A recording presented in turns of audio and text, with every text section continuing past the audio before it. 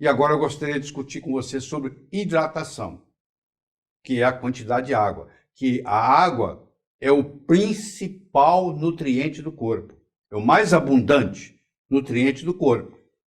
Em torno de 70% do seu corpo é água. E é um nutriente, porque causa hidrólise. Se causa hidrólise, tem uma propriedade biológica importante.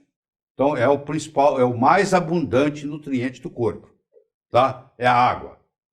Então, nós vamos discutir rapidamente aqui com você o poder fisiológico da água. Poder fisiológico da água. E eu tenho que começar com esse indivíduo aí.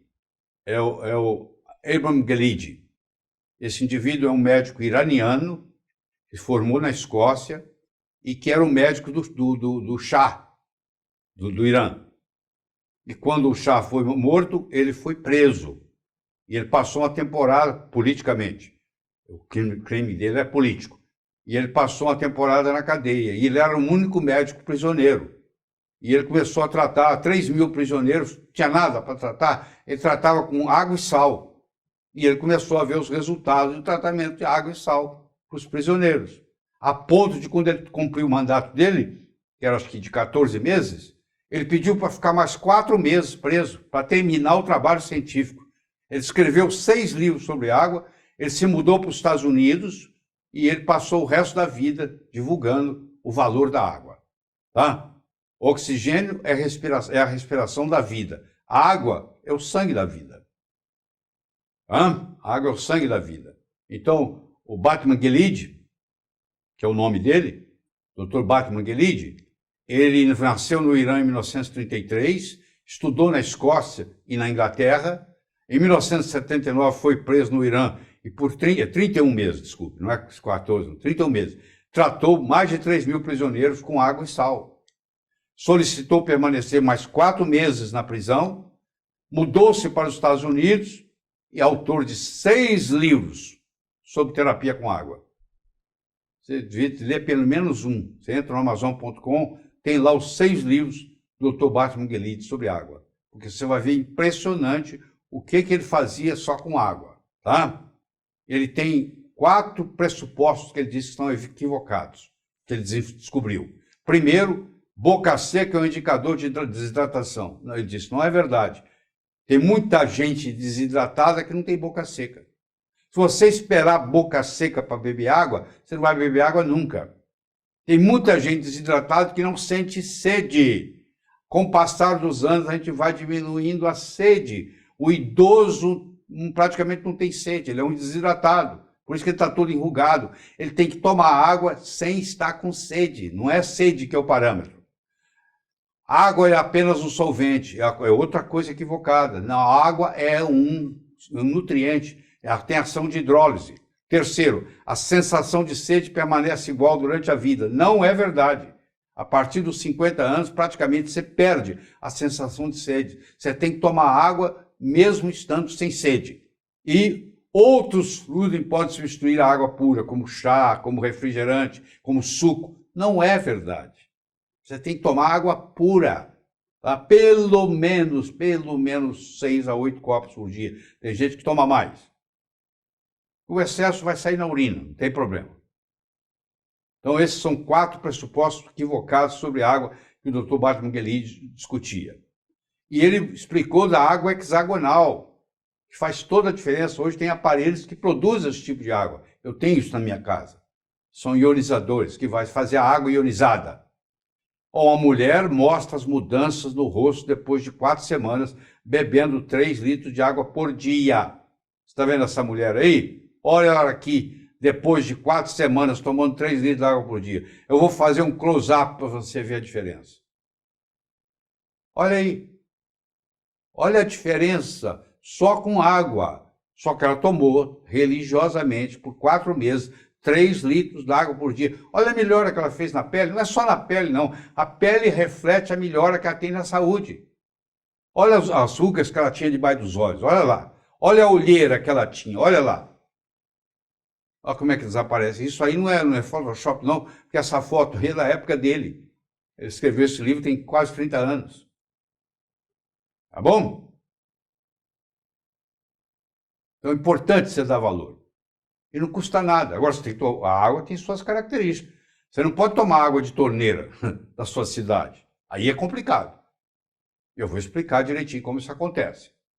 Aqui está um alvéolo pulmonar hidratado, aqui está um alvéolo pulmonar desidratado. É mais ou menos assim, ó.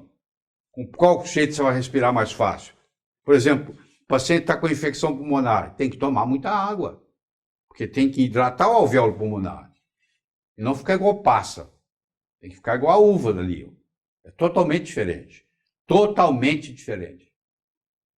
A desidratação, que 40% dos brasileiros têm, 24 horas por dia, ela causa asma, predispõe a asma.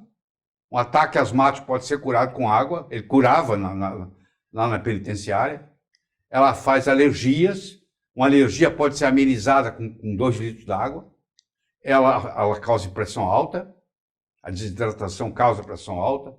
Ela causa constipação. Primeira causa, o meu intestino não está funcionando direito. Tome mais água, só isso. Dobre a sua quantidade de água. Você vai ver que seu intestino funciona. Quando eu viajo, o meu intestino não funciona direito. É porque você também diminui a gestão de água. Já percebeu isso?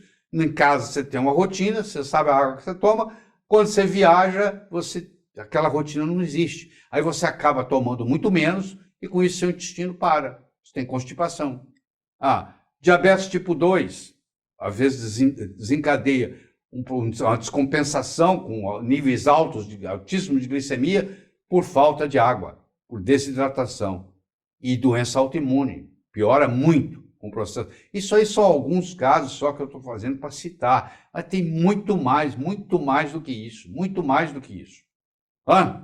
E outra coisa, a água da torneira, ela está contaminada, porque olha lá, ó, a mulher toma o hormônio, toma uma pílula anticoncepcional. É como se ela estivesse jogando essa pílula anticoncepcional no vaso sanitário. Isso aí contamina os aquíferos que tem disponível, acaba contaminando os rios, acaba contaminando a água que você vai beber. Então a água que chega na sua torneira, ela está muito rica em hormônio, ela está muito rica em flúor, ela está muito rica em cloro. Então você tem que ter filtros, você tem que gastar dinheiro, investir num bom filtro para poder tirar essas porcarias. Porque senão você está tomando água e acaba se intoxicando com o processo. Entendeu? Acaba se intoxicando com o processo. Olha a diferença entre uma pessoa idosa e uma pessoa jovem.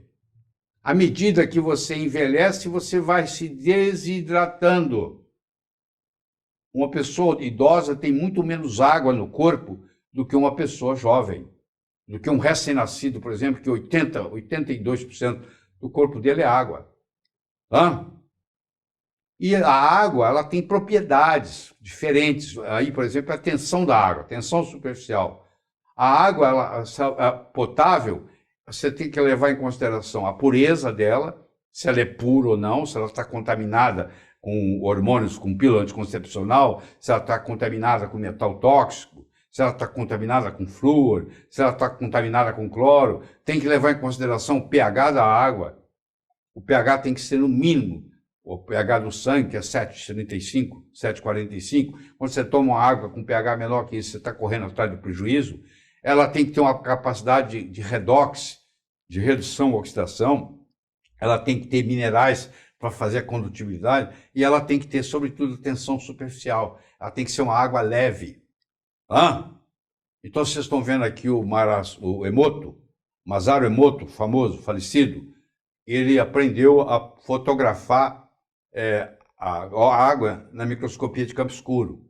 Então, ele está mostrando para você aqui o que é a fotografia, qual é a representação de uma água, de uma nascente pura. Você pega essa água, que tem essa estrutura aí que você está vendo, e você coloca essa água para escutar rock and roll, heavy metal, por 30 minutos. Aí você volta e tira a fotografia de novo.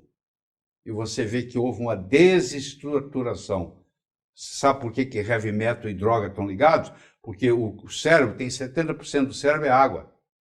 Então, quando ele escuta, por exemplo, heavy metal, bagunça toda a água do cérebro, olha lá, desestrutura tudo. E isso faz uma diferença. E o doutor Emoto escreveu um livro sobre isso. Inclusive, ele esteve no Brasil, ele veio fazer palestras aqui. Vocês estão vendo aí, ó, nós estamos participando de um mesmo congresso no IMB, Congresso Internacional. Ele deu uma palestra, ele deu outra seguida, ou vice-versa, não estou lembrando agora quem falou primeiro, mas nós estamos aí nos bastidores esperando a nossa vez. E depois disso foi publicado um livro, vocês estão vendo aí, Pontos de Mutação na Saúde, onde ele escreveu um capítulo e eu escrevi outro. Então nós somos colegas de publicação de livros juntos. Tá? Mas esse indivíduo veio ao Brasil várias vezes, ele é famoso no mundo inteiro, infelizmente ele faleceu há uns 5, 6 anos atrás. Certo? Então, a água potável de boa qualidade, ela precisa ter pureza, ela tem que ser filtrada sem retirar os minerais, ela precisa ter um pH acima de 7,5, ideal ingerir água com pH 9, 10, ela tem que ter um redox negativo, ela tem que ter uma ação antioxidante, ela tem que ter uma tensão superficial baixa, porque hidrata melhor, ela tem que ser estruturada em microcluster, que é a chamada hexagonal, que é 6 moléculas de água, ela tem que ter pelo menos 6 a 8 copos por dia, mais ou menos 33 ml por quilo de peso que você tenha, dá mais ou menos entre 6 e 8 copos d'água para um adulto. Tá? E ela tem que ter o PRAL negativo, que eu não vou entrar em detalhes aqui agora, mas eu recomendo, vou te estimular a você pesquisar o que é o PRAL, porque o PRAL é muito importante. E uma substância que tem um PRAL negativo é mais saudável do que uma substância que tem um PRAL positivo. Mas essa eu vou deixar para você pesquisar. Certo? É isso aí. E a água ideal para você tomar é a água ionizada. Hoje tem muitos aparelhos que fazem a ionização da água. E ela vai ter todas essas qualidades que vocês estão vendo aí. Certo?